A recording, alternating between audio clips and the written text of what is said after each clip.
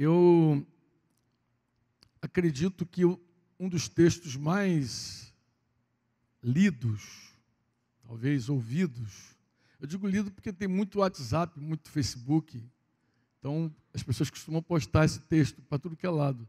Durante esse último tempo, deve ter sido 2 Crônicas 7,14, né?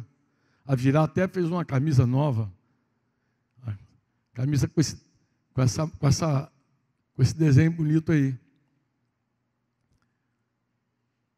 Se o meu povo que se chama pelo meu nome se humilhar, é assim que diz, né? E orar e me buscar, se arrepender dos seus maus caminhos, dos seus pecados, então eu ouvirei dos céus as suas preces, perdoarei os seus pecados e sararei a sua terra. Não é assim que diz o texto da RA, né? Eu não sei como é que está aqui, se ele está usando, se está usando a mesma versão. Está usando a mesma versão? Está uma parecida, né? Mas a gente já cantou isso muitas vezes, eu não sei quantas vezes você leu, mas o grande desafio para mim desse texto é que ele é uma condicional, obviamente, se o meu povo se humilhar. Eu acho que esse é o grande desafio de todos nós. É muito, muito complicado para nós, para cada ser humano descer. De vez em quando alguém me diz, Franco, é muito difícil para eu me humilhar. Eu digo, cara, não é só para você não, para mim também é difícil. Para todos nós é difícil. A humilhação é contrária à nossa natureza carnal. A humilhação é contrária à nossa natureza carnal. Então é muito, muito difícil a gente se humilhar. Tem gente até que diz que Deus não humilha ninguém. Já ouvi cristão dizendo assim, não, Deus não quer que ninguém se humilhe. Aí eu fico assim, mas de onde arrancaram esse negócio? Já ouviu isso, Modesto? Deus não quer que ninguém se humilhe? Eu já ouvi duas expressões. Deus não quer que ninguém se humilhe, e uma segunda que a pessoa diz assim, eu só me humilho para Deus. Só para Deus. Aí, essas duas versões aí rolam aí no nosso meio. Mas se humilhar é tão importante, é tão de Deus, que há um mandamento para isso. Há um mandamento. Toda vez que Deus dá um mandamento para nós, toda vez, se você olhar em volta, em torno do mandamento, você vai ver que há uma verdade que sustenta aquele mandamento. Então, se Deus mandar a gente fazer alguma coisa, é porque tem uma lei espiritual, tem uma verdade que sustenta aquele mandamento, e também há sempre uma recompensa em obedecer. Toda vez que você obedece, você colhe o fruto da tua obediência. Então, o mandamento não é algo solto, o mandamento não é algo caprichoso de Deus, Deus mandou. Não. Deus manda porque há uma verdade que sustenta o que Ele manda. E há uma recompensa toda vez que nós decidimos, escolhemos fazer a vontade de Deus. Né? E eu quero te mostrar isso nas Escrituras, abrindo aqui o mandamento sobre se humilhar. Lembrando que uma das últimas vezes que eu vim aqui, eu falei sobre as impurezas do Espírito, as contaminações do Espírito, porque o primeiro ensino de Jesus sobre o reino de Deus, no Sermão da Montanha, começa justamente dizendo, feliz, bem-aventurados os humildes de espírito, porque deles é o reino dos céus. Falei muito sobre espírito em vários lugares, falei aqui, falei no Chile, lá no sertão, lá no retiro da Vaquejada, mas lá no finalzinho do sertão lá, eu falei sobre a humildade também, porque não é só falar do espírito, é do espírito humilde, né? E o mandamento aqui está em 1 Pedro capítulo 5, versículo de número 6. O mandamento do apóstolo é humilhai-vos, portanto, sob a poderosa mão de Deus. Para quê, amados? Para que Ele, para que Ele, em tempo oportuno, vos exalte. Você crê nesse mandamento? Aqui ele já tá falando da recompensa. Ele está falando que se você se humilhar, Deus vai te exaltar. Ele já está dizendo que a exaltação que você deseja, vem quando você descer. Mas ele está falando com quem, Franco? Aqui ele está falando com um grupo de pastores, de presbíteros. Quando você começa o capítulo 5, você vê que ele dirige a carta dele aos presbíteros. E quando você lê assim essa palavra portanto, põe aí, Tito, por favor. Portanto, significa que tem alguma coisa que ele falou antes. Que esse mandamento está ligado a algo que ele disse antes. Portanto, então, há alguma coisa, a gente precisa ir lá no 5, ver o que ele está falando, o que Pedro está falando. Aí você vai entender que ele está falando para os novos presbíteros, para os presbíteros jovens, os pastores jovens, e ele fundamenta, dá aquela verdade que eu falei para você. Ele diz assim: rogo igualmente aos jovens presbíteros aí, sede submissos aos que são o quê? Mais velhos. Normal isso, né? Em geral, quando chega alguém mais novo, tem alguém mais velho lá, você se submete àquela pessoa, ela já está lá há mais tempo, né? Está gastando, está mais gasto. Aí você já se submete naturalmente a ele. Outro sim, que significa também, aí diz assim, no trato de uns com os outros. Aqui começa um drama muito interessante. Qual é? É que mesmo quando estamos submissos a alguém, há um trato mútuo.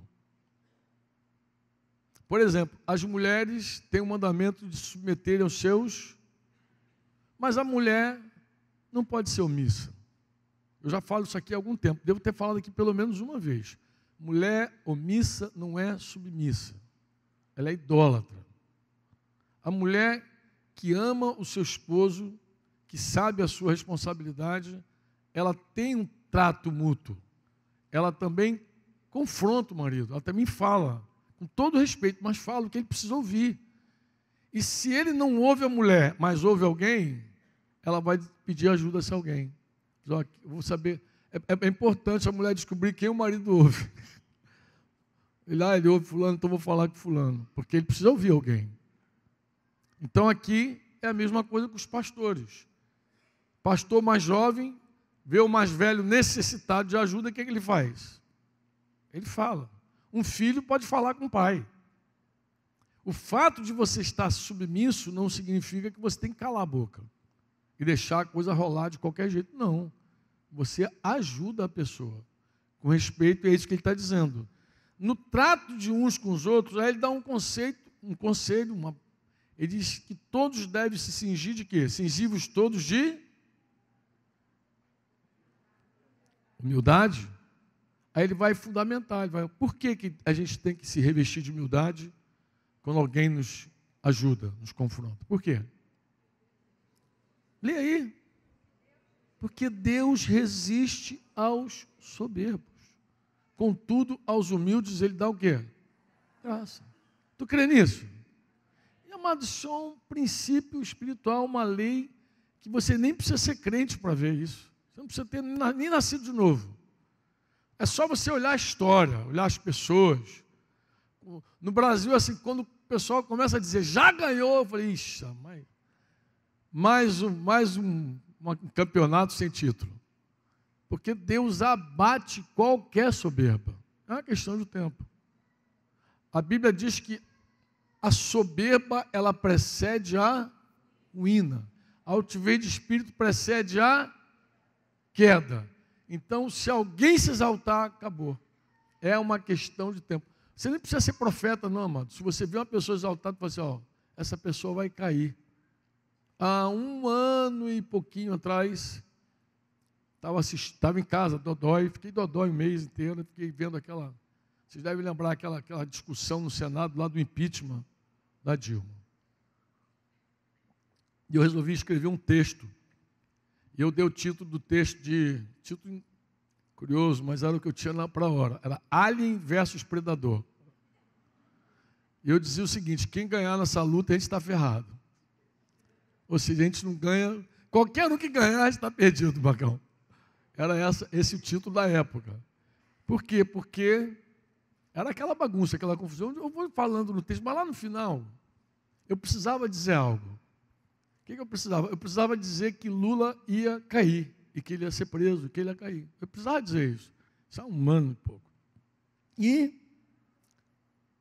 antes de terminar o texto, eu escrevi assim, eu falei assim, bem, antes de terminar aqui, eu preciso dizer o seguinte, o Lula vai cair.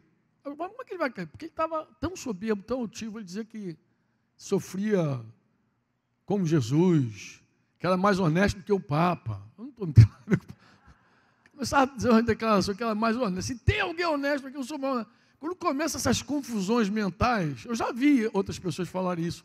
Romário, na Copa de 2002, ele podia ter ido. Romário podia ser pentacampeão. Mas eu lembro de uma frase dele, eu assisti essa frase. Está num vídeo qualquer aí.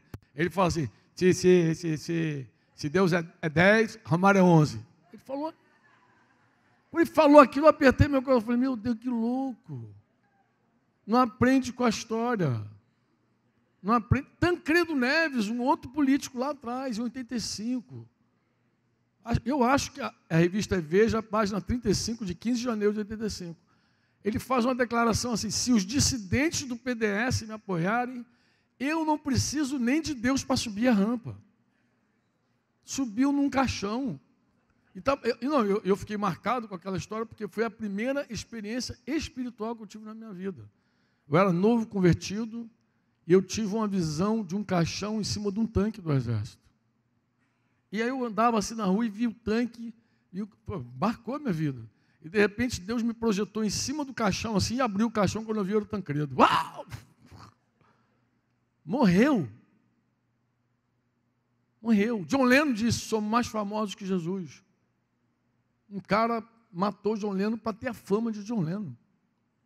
É uma loucura. O Titanic disse, é um navio que nem o Deus pode afundar. Primeira viagem afundou. Um iceberg. Iceberg é a água em estado sólido, amado. Fez um rombo no costado de 80 metros. O cara já podia ter aprendido com a história. Então, o Lula também começou esse discurso, aí eu escrevi, vai cair. Vai cair, botei o título, oi? Quem também te falou? O Guga, né? O Guga também anda falando besteira. Os caras que falam besteira caem. Se exaltou, é uma lei. E aí eu escrevo o seguinte, eu escrevo assim, eu digo assim, bem, quando ele cair, vamos ficar dizendo assim, quem derrubou o presidente? O ex, né? Que já não era mais. Se fosse, eu nem escreveria falando dele. Mas quando ele cair, as pessoas vão começar a dizer, quem derrubou ele? Quem derrubou ele? Aí eu tomei emprestado uma frase de Martin Luther King. Martin Luther King, quando foi visitar não, na verdade ele foi no velório de John Kennedy, que foi morto, vocês lembram da história. Ele fez uma profecia sobre ele mesmo, ele falou assim, eu também não verei meu 40º aniversário. Realmente ele morreu. Martin Luther King era pastor de terceira geração, e ele lutava pelos direitos civis dos negros americanos. Vocês lembram como era aquele ódio branco pelos negros, aquela coisa espiritual, negócio maligno, alto nível. E aquele ódio, e esse pastor se levantou sem brigar, sem arma, sem violência, ele começou com um discurso de paz mesmo, e foi até o final assim, e ele falou, vou morrer também. Ele viu John Kennedy morto, falou, eu também não verei meu 40º aniversário. Mas ele ele diz uma coisa muito interessante, diz assim, é muito importante que se descubra quem matou Kennedy, mas é mais importante descobrir o que matou Kennedy. E eu pego emprestado essa frase de Luther King para dizer, amanhã, quando todo mundo estiver procurando quem derrubou Lula, eu vou dizer o que derrubou Lula. Eu termino meu texto assim, a sua soberba. Porque Deus é que abate, não tem nada a ver com política, mano. É Deus. Tem gente que diz assim, é Deus. No dia que foi julgar o habeas corpus do Lula, foi sorteado na mão de juízes do Supremo, que vários são fechados com ele. Mas caiu justamente no juiz que mandou, que era o relator, o Fachin. Gente, isso aí só pode ser Deus. Não tem nada que ninguém explica. O cara está preso, ninguém explica. Eu explico, já há um ano atrás eu falei. E sabe o que é mais curioso? O mais curioso é o seguinte, no dia em que Lula recebeu a ordem de prisão, Martin Luther King estava completando 50 anos de morto. Embora ele foi preso no dia seguinte, mesmo, mas a sua ordem de prisão foi quando completou 50 anos. Então, assim, você nem precisa ler a Bíblia e crer nas Escrituras. É só olhar a história. Deus resiste ao soberbo. Deus dá graça aos... É isso que Pedro está dizendo. Que Deus resiste ao soberbo, Deus dá graça aos humildes. Agora sim, vamos para o versículo 6. Humilhai-vos, portanto. Então, por causa dessa verdade, de que Deus humilha o soberbo e dá graça aos humildes, o mandamento qual é? Para nós. Qual é? Humilhai-vos. Diga humilhai-vos. Por que é tão difícil, Franco, se humilhar? Porque nós somos orgulhosos, alto nível. Nós somos muito orgulhosos. Um dia eu comentei até recente, eu conversava com Denise lá em casa,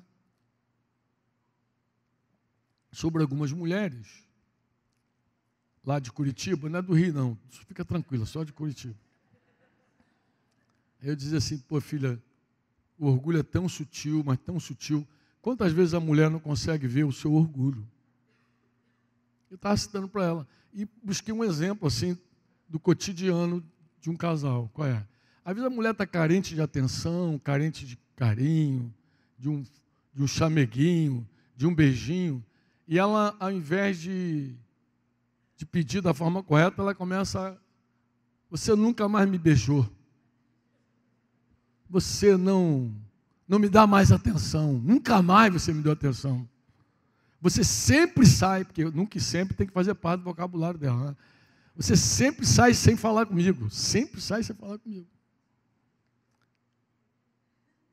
Eu estava falando para ela, esse orgulho... porque a mulher poderia fazer um caminho humilde. Dizer, meu bem, estou sentindo tanta falta de você. Quero te dar um beijinho. Dá um beijinho. Capaz até de o negócio virar festa no final. Mas por que não pede? Porque pedir é humilde. Cobrar faz parte do orgulho, mano. O orgulho está embutido na vida do ser humano. E é engraçado, o orgulho ele passa desapercebido em vários momentos da nossa vida, da nossa história. Por isso que se humilhar é tão difícil.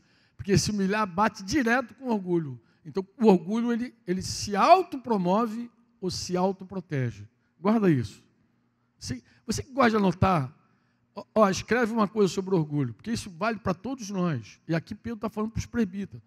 Ou ele se autopromove, ou ele se autoprotege, ele se defende, está sempre na defensiva. O orgulho tem caras absurdas. Eu vou ler um texto que eu li com os jovens ontem aqui, no Muro à Porta. Eu falei que o Muro à Porta não ia ser uma releitura do livro e nem um resumo do livro. Graças a Deus que muitos jovens vieram ontem aqui, eu acredito que Deus ministrou na vida de vários deles. Foi muito legal o tempo ontem. Inclusive uma menina falou comigo, poxa, Franco, eu não viria. Mas vim, foi muito bom para eu ouvir. E ela disse que não viria por causa de um conselho de uma outra pessoa, que aconselhou ela, você já, esse negócio de Muro à Porta já lê há muito tempo, já sabe tudo de Muro à Porta. Mas ela viu que Deus trouxe ela e ela veio. Veio e Deus falou com ela. Mas eu li 2 textos ontem com esses jovens que eu quero ler contigo agora. Um, que está lá em Lucas...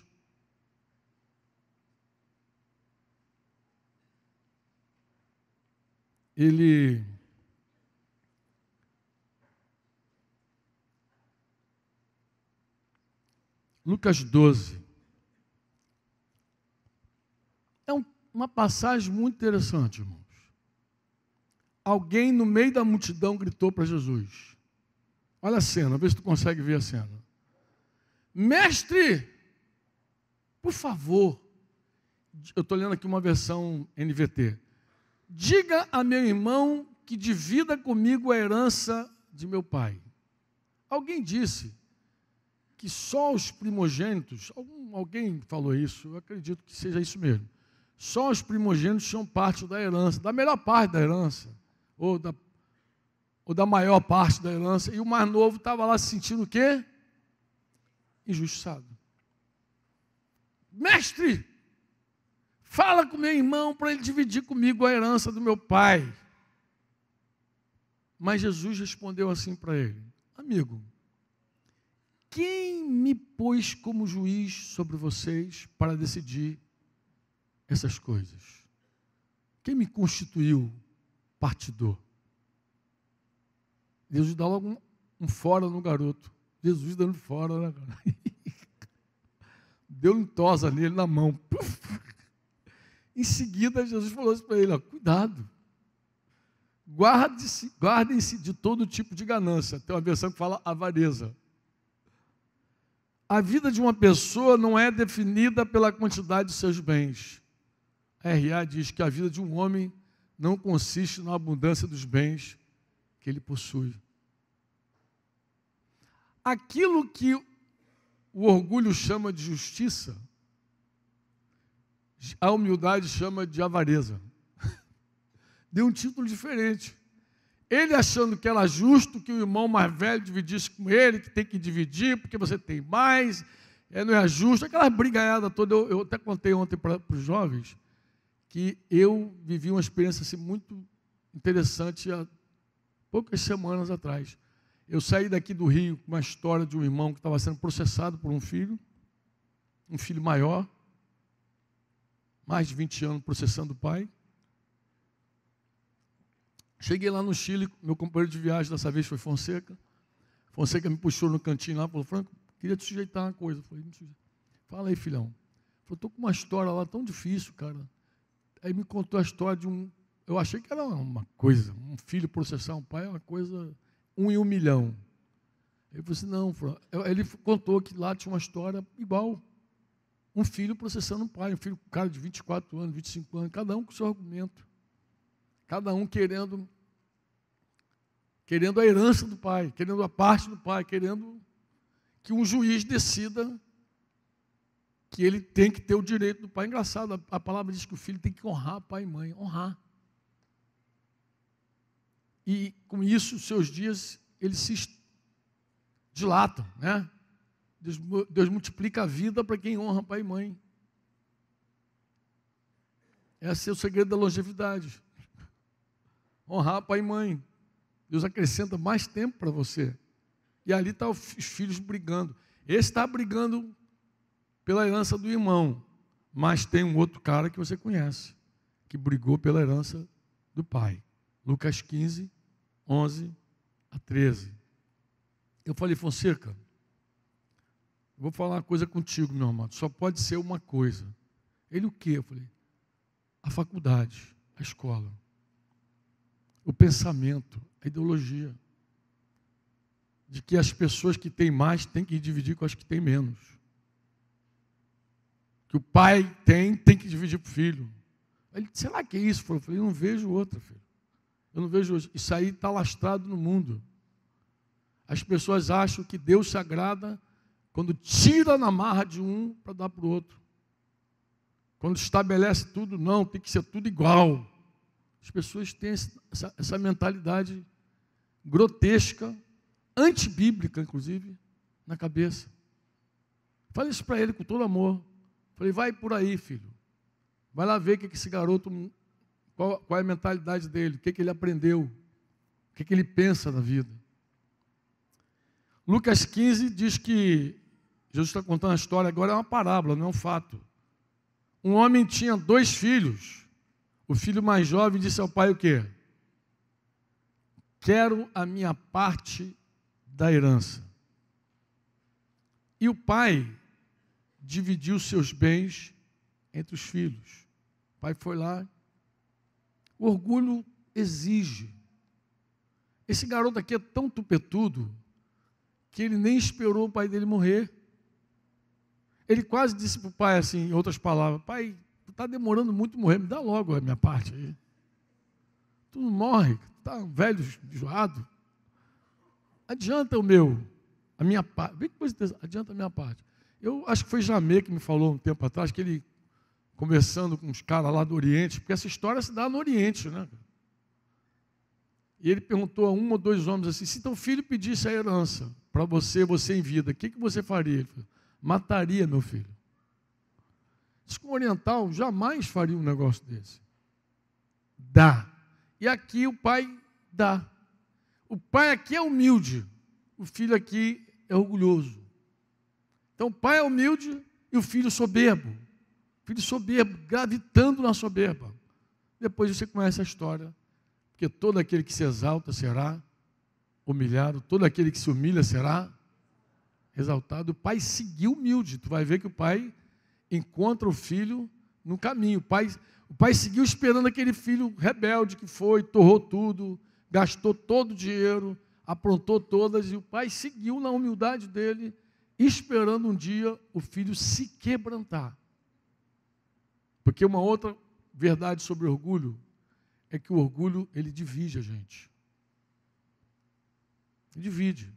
O orgulho, ele deixa a gente... Esse garoto era um garoto dividido. Eu acredito que por isso que o pai deu a herança para ele. Era dividido. O orgulho divide. O orgulho é sutil. O orgulho chama de justiça o que Deus chama de avareza. Mas também o orgulho divide os corações. Você nunca é inteiro com alguém quando você está orgulhoso. Quando a soberba toma conta, pode ter certeza, vai dividir. Divide família, divórcio, divide igreja, divide uma nação. Divide tudo. Porque a soberba, ela se basta. Ela é suficiente. Ela não precisa de ninguém. Ela é solitária. Não é à toa que o solitário busca os seus próprios interesses. Então aqui eu estou mostrando para você a dificuldade de descer. Mas esse texto, amados, ele não é só difícil, esse de 1 Pedro. Vamos voltar para ele, Tita? Porque nós somos orgulhosos, não. Ele tem uma outra dificuldade, esse texto. Qual é? Vamos ler junto. Humilhai-vos, digo humilhai-vos, portanto, sob a poderosa mão de Deus. Acho que esse é o outro problema. Qual é? É ver a mão de Deus. Ver a mão de Deus nos quebrantando. Parece fácil, mas não é. Há muitos anos que eu falo, o oleiro trabalha com duas mãos. Uma vai dentro do vaso, outra vai do lado de fora. Uma vai dentro, do lado de fora. A mão de dentro ninguém tem dúvida. É Deus falando com você, direto. Em geral, todo mundo fala, Deus falou, Deus me confrontou, Deus disse, glória a Deus. Deus falou mesmo com você. A mão de dentro é fácil identificar. O problema é que o oleiro trabalha também com uma mão fora. E muitas vezes essa mão de fora a gente não vê de cara. Isso inclusive para o pessoal que gosta de louvar, adorar, tocar, cantar. É muito interessante, porque em geral não há louvor. Não há louvor quando nós não vemos a mão de Deus. Porque louvor é justamente quando você identifica a Deus na tua vida. Reconhece o Senhor em todos os seus caminhos, as suas veredas ficarão endireitadas. Quando você vê Deus na tua vida, você pode se humilhar e louvar. Quando você não vê Deus, você vê homem. Você vê homem. Eu lembro de uma história, eu acho que o Marcão deve lembrar, Modesto, os caras mais antigos lembram disso. Isso não aconteceu entre nós, aconteceu com um grupo, uma denominação lá em Cascadura, Madureira, e o pastor tinha sido transferido lá para o Nordeste, para o Acre, sei lá. E ele estava muito chateado, porque ele foi transferido lá para o Norte, Acre Norte, foi lá para o Norte. E ele estava tão chateado e alguém falou assim, cara, fica tranquilo, é a mão de Deus. Que mão de Deus? Isso é a pata do bispo. Porque as pessoas não vê Deus. Em situações muito adversas, tu não vê Deus, tu vê a mão do homem. É muito difícil, por exemplo, ver Deus no teu marido, uma autoridade, no teu marido. Tu consegue ver Deus no teu marido? No teu chefe? Está uma perseguição lá na empresa. Tu consegue ver Deus lá na tua empresa te quebrantando?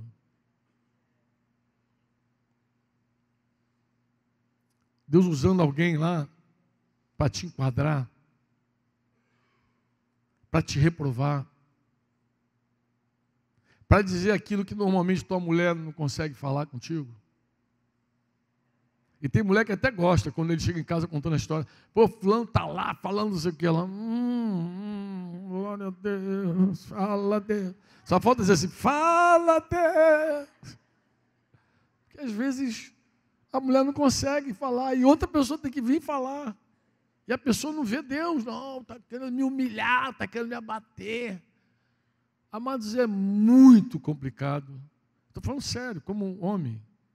É muito difícil ver o Senhor numa disciplina, numa correção. Olha, é raríssimo você encontrar alguém que está sendo disciplinado e dizer assim, glória a Deus, eu sei que eu preciso. Raríssimo. Em geral, você pegaram pesado demais. Em geral, quem é disciplinado acha que a mão foi pesada. Erraram a mão comigo, irmão. Em geral, assim, difícil dizer assim, foi Deus. E sabe o que é engraçado? Às vezes a pessoa oscila.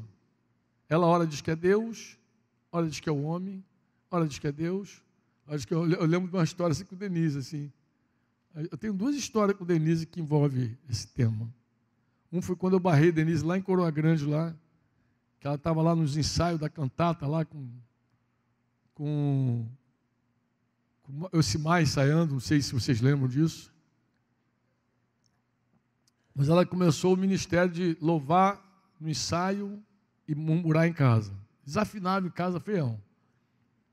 E eu fui falando com ela, falei, filha, você está demais, você está reclamando muito, você está murmurando já. Isso não é louvor. Comecei a falar como marido, mas teve uma hora que eu precisei falar como pastor, e falei, filha, agora é o pastor falando, você não vai participar desses ensaios. Sabe? Era um evento lá que o Simar arrumou lá em Coroa Grande. A gente ia para lá e ele montava um grupo lá, era alguma coisa. Falei com ela e o Simar veio em defesa logo, né? Simar, aquele jeitinho dele, poxa, Francão, estou contando com ela, que o Simar gosta de dar moral assim pro pessoal, né? Eu falei, Simar, a coisa mais importante da minha mulher não é a voz. Se ela for valorizada só pela voz, o dia que ela ficar rouca, ela não presta para mais nada. Se perder a voz, acabou. Se a identidade dela é o que ela faz, eu estou ferrado. Filho. Ela tem que ser valorizada pelo que ela é. E ela é uma filha de Deus, uma adoradora. Ela precisa louvar a Deus. De verdade. Ela precisa ver Deus. Ver Deus. Eu lembro de um outro episódio com ela, quando ela foi reprovada no primeiro exame de motorista. Eu estava em Brasília, liguei para saber como foi o exame. E ela tristinha, poxa, fui reprovada. Mas me consolou. Assim, não, mas foi Deus, eu precisava ser reprovada. Eu acho que eu não estou pronta ainda. Foi Deus, foi Deus. Eu falei, então tá bom, foi Deus. Glória a Deus. E aí, um dia eu estou passando assim na sala, aí Denise está conversando com algumas irmãs, falou, mas aquela instrutora, aquela mulher, meu irmão, que veio comigo no carro, eu parei, voltei, dei marcha ré, falei, opa, tu não falou que foi Deus, amor, que te reprovou? Como é que tu está falando agora que foi a mulher fiscal lá? Você tem que definir, ou é Deus, ou é o homem. Porque às vezes a gente oscila, é muito difícil ver Deus. Eu vou te mostrar na Escritura a mão de Deus na vida do nosso Senhor Jesus. E eu queria que você olhasse com todo carinho e visse a dificuldade que é Atos 4. Atos capítulo 4, os apóstolos foram presos. Olha lá para o versículo 23, né? Tita já até colocou ali já. Os apóstolos haviam sido presos. E uma vez soltos, começa assim o texto. Uma vez soltos, procuraram os irmãos e lhes contaram quantas coisas lhes haviam dito os principais sacerdotes e os anciãos. Ouvindo isso, aqui tem um registro de uma oração espetacular que a igreja fez. A igreja perseguida lá, a igreja que estava sendo já purificada, ela levantou a voz em oração, dizendo assim, tu, soberano Senhor, que fizeste o céu, a terra, o mar e tudo que neles há, que disseste por intermédio do Espírito Santo, por boca de Davi, e aqui eles vão entrar num salmo, vão agregar a oração deles no salmo, nosso Pai teu servo. O salmo é, por que se enfureceram os gentios? E os povos imaginaram coisas vãs. Levantaram-se os reis da terra e as autoridades se ajuntaram-se a uma. O Senhor contra o Senhor e contra o seu ungido. Se não me falha a memória, é o Salmo 2, 1 e 2, está citando exatamente essa. Então eles tomam emprestado o Salmo 2 e falam.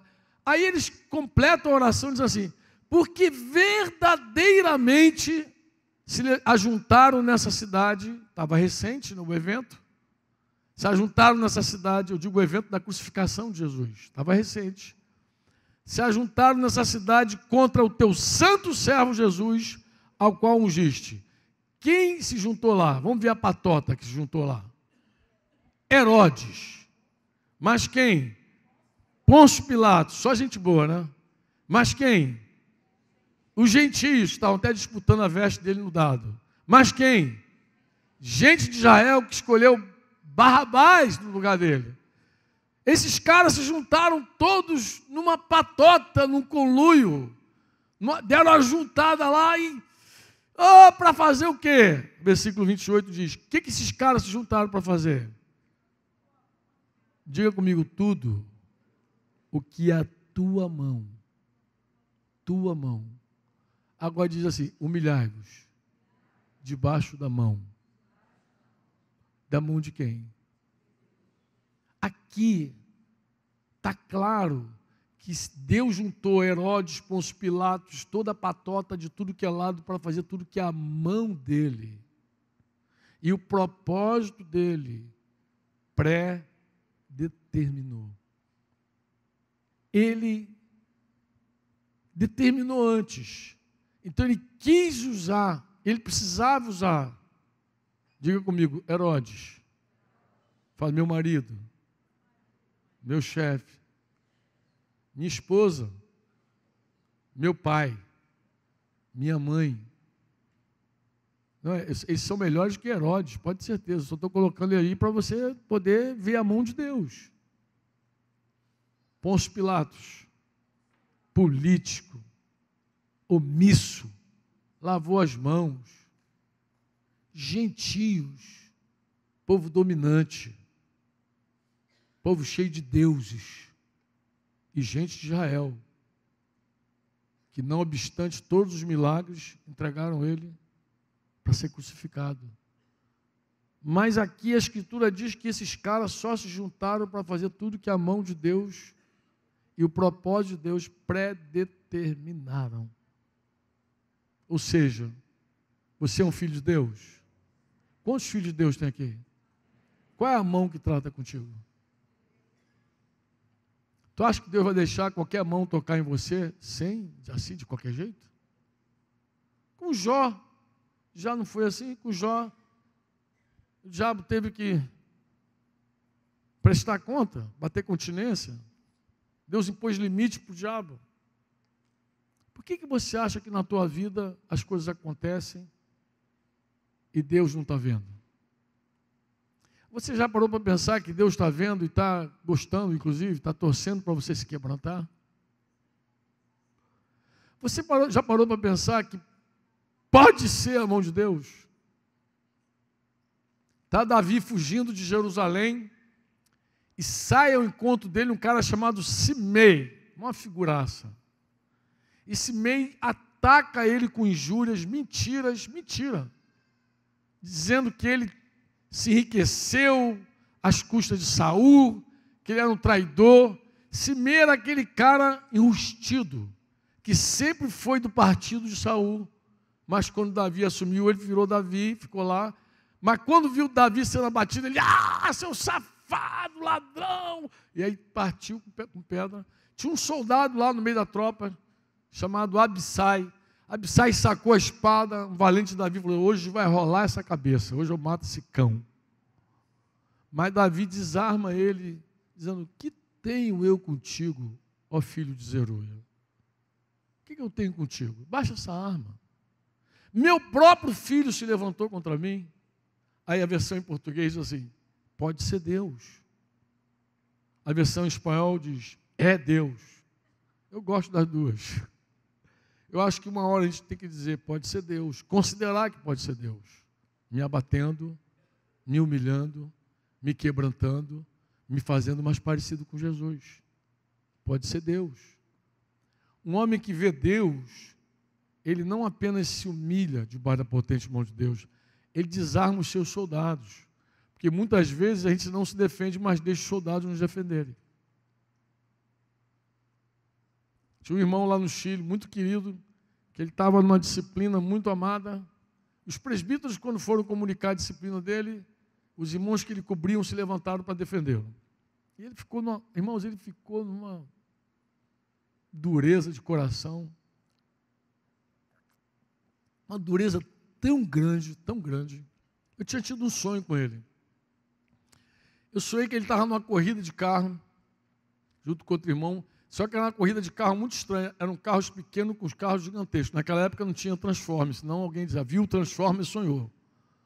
Mas era uma coisa gigantona assim, e de repente aquele carro maior, ele atacava o menor. E eu via que ele se transformava como se fosse um robô mesmo, e ele feria o motorista. E eu tirava esse cara do carro. Mais tarde eu entendi o sonho, porque a Escritura diz que os filhos de Belial, eles não podem ser tocados com a mão. Como assim, Franco? Eles dão espinho. Quando Deus tenta tocar você com a mão e você dá espinho, Ele toca você com ferro. Assim diz o Senhor. Ó, se a mão, porque fere a mão, o corpo de Cristo é a mão de Deus. Se o corpo de Cristo não pode te moldar, te tocar, te ajudar, Ele vai tocar você com ferro. Assim diz o Senhor. Não estou brincando, é sério. E eu vi que aquela situação era... E o outro irmão, quando eu tirei assim a cabeça dele, o ferro pegou na coxa, eu vi aquele sangue vermelho na coxa dele. Ele tem uma coxa branca, ele é um cara branco. Ficou aquela coisa, aquele sangue todinho. E os dois passaram por situações semelhantes. O primeiro, lá no Chile, eu estou caminhando com ele, falei, engraçado. E ele, endurecido. A irmã dele, que tinha recém voltado para Jesus, orando, recebeu essa palavra de 1 Pedro, deu para ele. Humilhai-vos debaixo da potente mão de Deus. A menina recém retornando para Jesus, estava desviada, voltou para Jesus. Voltou aqui no Rio, veio aqui uma viagem para o Rio, chegou aqui, se reconciliou com Jesus, chegou lá, sonhou com ele, teve uma palavra de Deus e deu para ele, olha, Deus mandou te dar essa palavra. Escreveu, humilhai-vos debaixo da potente mão de Deus, para que Deus, no tempo oportuno vos exalte. Então, meu irmão se humilha, falou assim para ele, mas ele nada. Um dia eu estou com ele na rua andando, falei, querido, você conhece o livro, em espanhol é Perfil de Três Monarcas, em português é Perfil de Três Reis. Você conhece aquele livro Perfil de Três Reis? Ah, conheço. Você já viu que Davi ele é um cara quebrantado? Você percebeu que Davi desarmou Abissai? Aí ele desarmou Abissai. Eu falei, mas tu percebeu que Jesus fez o mesmo? Jesus desarmou Pedro. Jesus desarmou Pedro e falou, Pedro, esse é o cálice do meu pai. Esse é o cálice do meu pai. Eu vou tomar, é o do meu pai, pô. É a mão de Deus, pô. Como é que tu vai me impedir de me humilhar debaixo da mão do meu pai? Pedro gostava de tirar Jesus dos apertos, né? E ele parou assim, eu falei, sabe, eu conheço a história de um rapaz que quando os presbíteros foram, as autoridades, nem usei presbítero, as autoridades foram lá corrigir, ele deixou os soldados defenderem ele. Ele freou assim no meio da rua. Como assim? Eu falei, isso mesmo. Os presbíteros foram lá comunicar a disciplina dele, ele tinha um monte de soldado lá, um monte de gente com ele, deixou o soldado defender, ficou sentadinho lá, bonitinho. Aí ele, esse cara sou eu? Eu falei, é você. É você, esse homem, que não desarma os teus soldados. Uma pessoa orgulhosa, ela não só se defende, ela deixa que os outros defendam ela também, mesmo quando ela está errada. E o outro irmão, eu tive que visitar lá em Santa Cruz com uma dengue hemorrágica, quase morrendo, internado lá em Santa Cruz, e eu dizendo para ele, filho, se você não se arrepender, o ferro vai te ferir. Já estava quase saindo sangue pelos poros, plaqueta quase zerada. Um homem que não se humilha debaixo da potente mão de Deus, não vê Deus, não louva, endurece a cerviz, vem um quebrantamento sobre ele sem que haja cura. Está escrito. Está escrito. Estou falando para você na boa, está escrito. Conhece a Escritura, é para gerar temor em nós. Que tem coisa que acontece entre nós que tu não entendi. Espera, um dia na glória tu vai entender tudo. Tudo vai fazer sentido para você. Então é difícil ver a mão de Deus. Difícil. Difícil se humilhar. Diga, difícil se humilhar. Difícil ver a mão de Deus. E tem uma outra coisa difícil nesse texto também. Qual é? Ele diz assim. O texto pode colocar aí, Tita, diz 1 Pedro 5, de novo. Qual é a parte difícil desse texto final? É que ele fala assim, para que ele, em tempo oportuno. Diga, tempo oportuno. Você já ouviu alguém dizer assim, eu não me humilho mais, chega? Já ouviu essa história? Eu já. Eu lembro do irmão dizer assim, cara, eu estou muito tempo me humilhando, eu não me humilho mais. A pergunta é, o que tu vai fazer agora? Se exaltar? Porque tu não tem mandamento para se exaltar. Tu tem mandamento para se humilhar. Uma pessoa que cansa de estar humilhada, porque tem hora que a pessoa cansa. Ela começou a se humilhar e o tempo foi passando e nada acontece. Ela está esperando ser exaltada e nada acontece. E não vem exaltação, e a mão continua pesada em cima dela, a mão continua lá. E tem uma hora que ela diz, chega! Não me humilho mais. Vai fazer o quê você? Se tu decidiu que não vai se humilhar mais, eu te pergunto, o que você vai fazer? Você vai se exaltar? Ou teu coração já está exaltado? Ou essa impaciência revela um coração que de verdade nunca se humilhou? É só o discurso da humilhação. O que fazer? Queridos, não tem...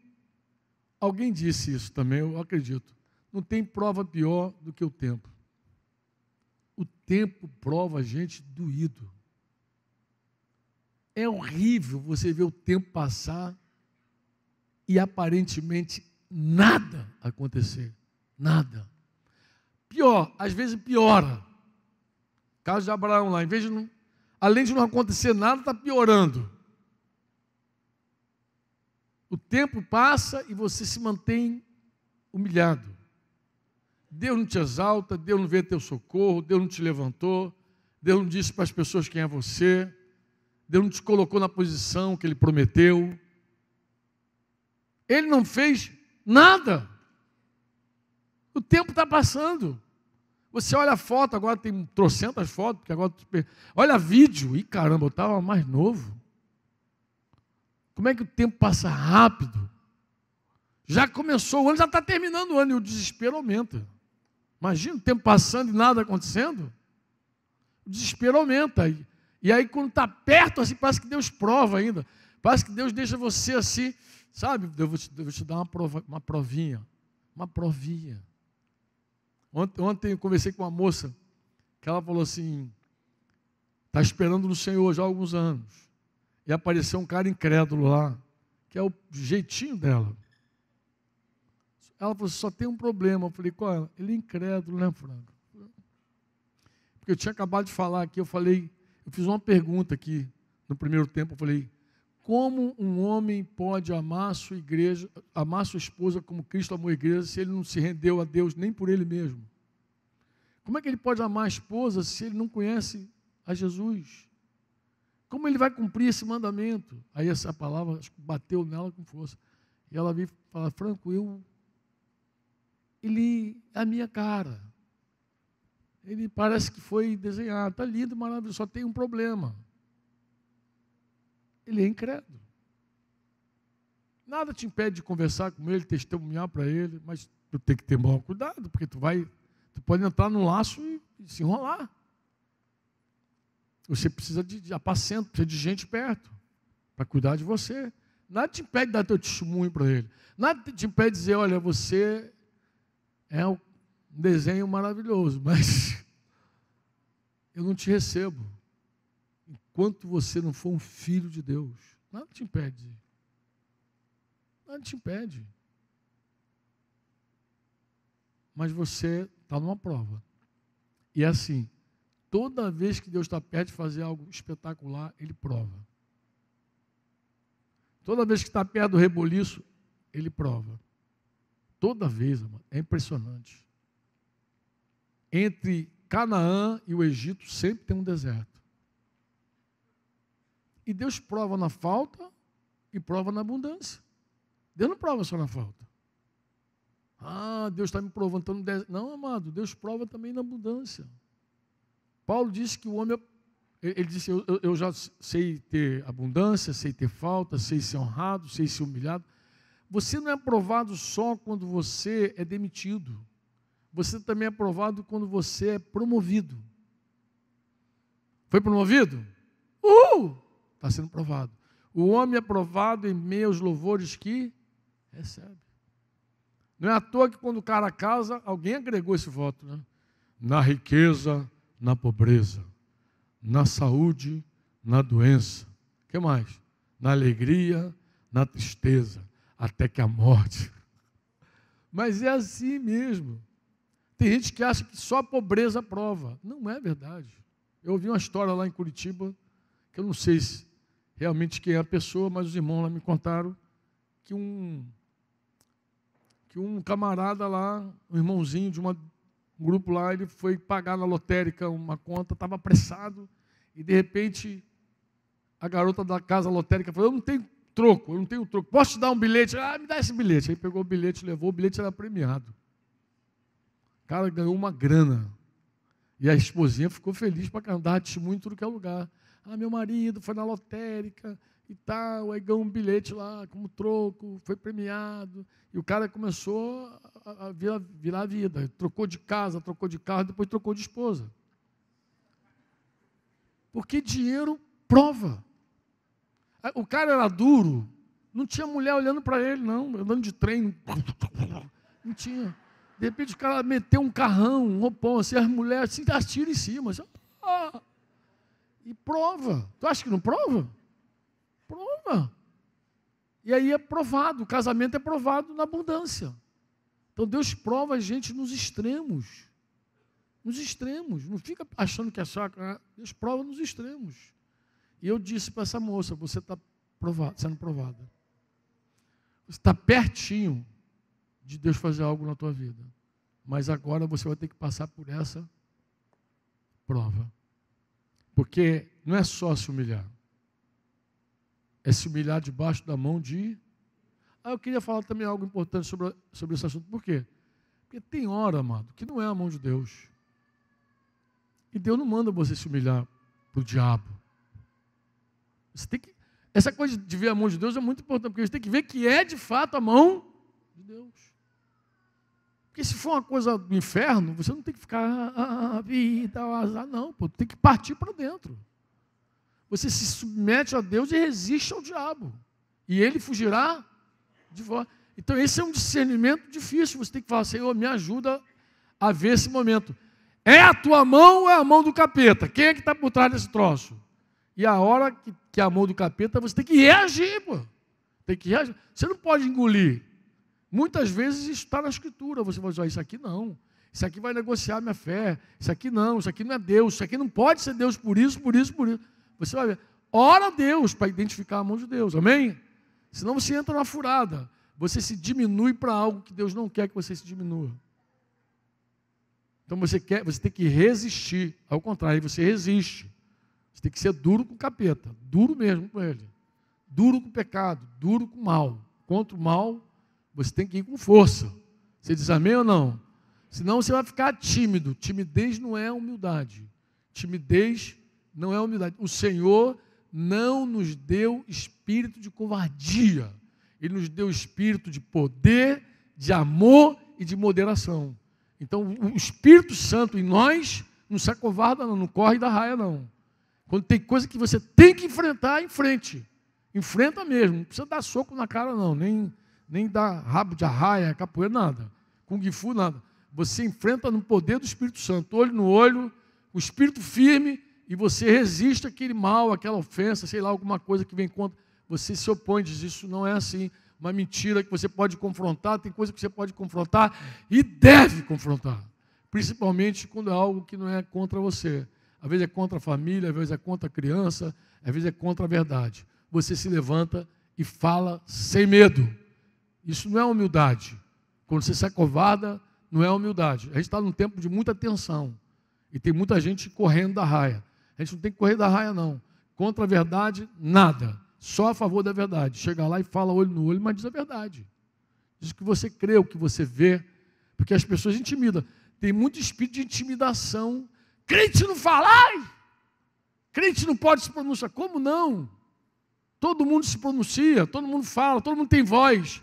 Só porque tu é filho de Deus tem que ficar quieto? Isso é intimidação, isso não é humilhação. Isso é intimidação, isso é Jezabel. Isso é Jezabel, o espírito de Jezabel intimidando você, fazer você calar a tua boca. Não, pô. Você fala com amor, com brandura, mas com firmeza. Eu não creio assim. Eu creio assim, ó. Pá. Você tem que estar firme para defender a tua fé. Então isso, eu estou falando de se humilhar debaixo da potente mão de Deus. Você olha e diz, isso é Deus. Me quebrantando, Deus me levando para o centro da vontade dEle, Deus me empurrando, Deus me conduzindo, Deus usando essa circunstância para fazer tudo que a mão dEle e o propósito dEle pré-determinaram. Amém? Então você discerne com sabedoria e sim, aguarda em Deus. Não se levanta ainda. Se você vê que Deus está te quebrantando, não se levanta ainda. Espera no Senhor. Espera no Senhor, espera nele. É bom esperar no Senhor. Amém? É bom esperar no Senhor. Estou te animando nessa manhã a esperar no Senhor, que Ele virá e Ele já ouviu o teu socorro e Ele, no tempo dEle, vai te responder abundantemente e poderosamente. Deus não está atado, nosso Deus não está amarrado. Ele ouve as orações e se Ele não fez ainda, é porque Ele sabe que esse tempo é precioso para nós. É um tempo de quebrantamento, é um tempo de transformação, é um tempo dele moldar o nosso caráter e deixar a gente mais parecido com Jesus Cristo. Amém? Humilhai-vos, portanto, debaixo da poderosa mão de Deus. Ele, no tempo dele, ele vai nos exaltar. Amém? E aquele que se humilhou foi Jesus. Diz que sendo Deus não considerou ser igual a Deus, se esvaziou, se humilhou, desceu ao mais profundo abismo, pelo que o Pai o exaltou, porque esse é o papel do Pai. Nós nos humilhamos e Ele nos exalta. Diga, nós nos humilhamos e Ele nos exalta. E Deus fez assim com Jesus. Deus exaltou Jesus. Deus tomou Jesus e nem diabo, nem demônio, nem morte, nem soldado na cova lá que estava vigiando. Ninguém pode impedir a mão de Deus. Agindo Deus, quem impedirá? Se Deus agarrar você para te exaltar, meu querido, não há quem segure, não há quem impeça, não há quem se coloque no meio. Esse papinho de dizer, não me dá uma oportunidade, ali eu não posso crescer. Mentira do inferno. O dia que Deus quiser te exaltar, Ele te exalta na barba de todo mundo. Em qualquer cara, Ele exalta você e ponto. E não tem demônio, não tem diabo, não tem soldado, não tem rocha. Nem o céu pode impedir a exaltação de Deus. Porque Jesus foi exaltado e o salmista disse, levantai, ó portas, as vossas cabeças, levantai, ó portais eternos, para que entre o Rei da Glória. E nem, se o céu estiver apertado, ele vai ter que abrir para Jesus entrar.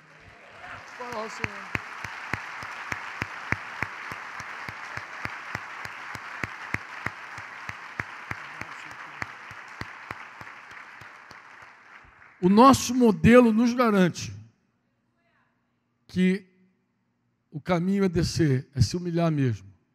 Tudo que é pessoal. Não vos vingueis a vós mesmos, disse Paulo. Não se vinga a você mesmo. Deixa que Deus toma conta da história. Amém?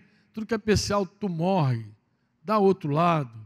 Mas se for para defender a verdade, uma criança é diferente. Mas você se submete quando é você.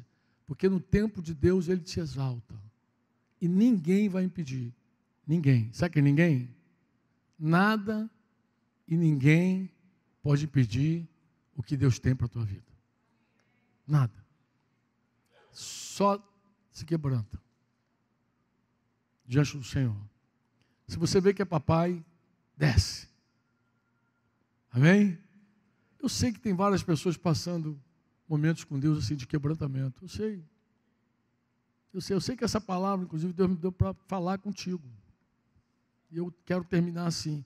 Eu, infelizmente, vou ter que sair correndo de novo daqui, mudar de mal educado, porque eu tenho um voo agora, à tardinha, com Denise, minha esposinha que está ali, Tita, que está lá atrás. Eu tenho que sair correndo.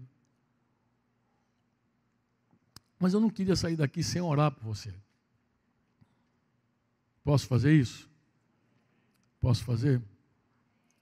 Quem aqui sabe que Deus está quebrantando, que você consegue ver que é a mão do Senhor, e você precisa de forças para você poder resistir esse momento da tua vida? Tem alguém aqui assim? Vem cá, vamos orar. Tem mais alguém? Vem aqui, a gente vai orar junto. Porque às vezes a gente diz assim, meu Deus, o que eu faço nessa hora? A palavra diz, está sofrendo, ore.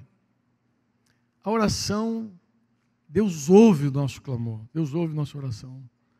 E Ele pode nos dar graça para seguir no caminho. Tinha uma canção do Logos muito antigo, que dizia assim, Senhor Jesus, se eu não entendo espinho, mas se a cruz é o fim desse caminho. Lembra dessa música? Dá-me mais graça. Eu não vou pedir para vocês cantarem não, que é demais, né? Eu sei que é. Senhor Jesus, eu não entendo espinho. Estou zoando aqui. Mas essa canção diz, dá-me mais graça, Senhor. Dá-me mais graça. Dá-me mais graça, eu quero passar por esse tempo. Eu quero ver tua mão me submeter, me humilhar e esperar a tua exaltação. Tu crê que Deus vai te exaltar? Eu sei que você crê. Senão você nem estaria aqui na frente. Você só está aqui na frente porque você crê que Deus falou contigo. Que Deus falou ao teu coração.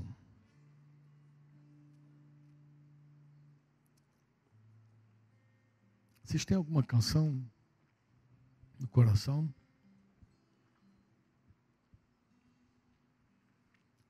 Tem uma canção que fala sobre me humilhar, me render.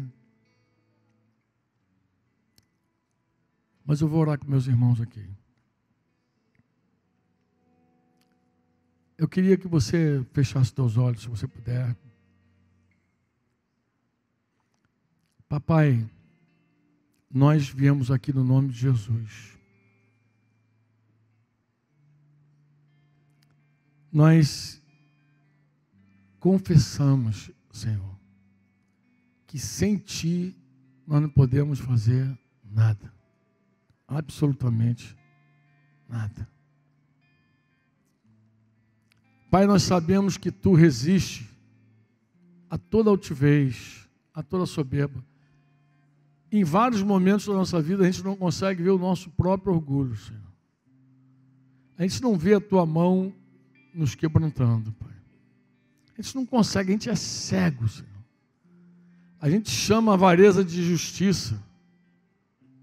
A gente chama a liberdade, Senhor, de abandono da casa do Pai. Pai, muda o nosso coração na manhã desse dia. Senhor, nós queremos provar um genuíno, verdadeiro quebrantamento espiritual.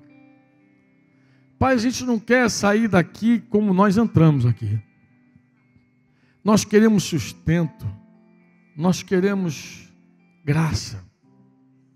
Nós queremos um novo óleo sobre nós, Senhor. Pai, troca o óleo, troca o azeite, troca o óleo. Unge novamente, Senhor. Eu quero a Tua unção novamente na minha vida. Pai, vem nos refrigerar, Senhor. Vem nos limpar, Senhor. Vem nos fortalecer, Jesus. Nós queremos graça suficiente para aquele dia, Senhor. O dia que Tu vai nos exaltar. O dia que Tu vai mudar o nosso cativeiro. O dia que Tu vai mudar o nosso cativeiro, Senhor. o dia que tu vai mudar o nosso cativeiro, Senhor. Pai, em nome de Jesus. Em nome de Jesus, Pai. Em nome de Jesus. Eu queria que você, com toda a liberdade que está embaixo, orasse, você mesmo orasse ao Senhor.